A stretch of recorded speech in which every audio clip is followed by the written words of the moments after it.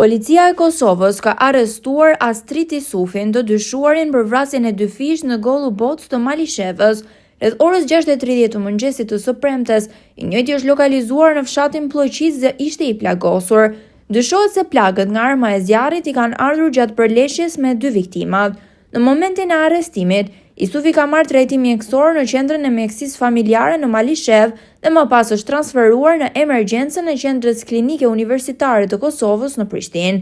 Nga ky institucion shëndetësor, bën me dije se gjendja e tij është stabile dhe jashtë rrezikut për jetën. Astrit Isufi mes ditën e së njëjtës qelloi për vdekje 2 vëllezërit e gruas së tij, deri te të shtënat, sipas informacioneve të para, erdhi për shkak të një fjalosje që kishin pasur.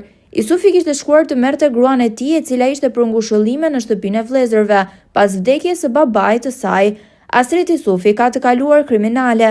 Prokuroria themelore e Gjakovës ka njoftuar se Isufi ka akt akuzë të ngritur për dhunë në familje dhe kanosje.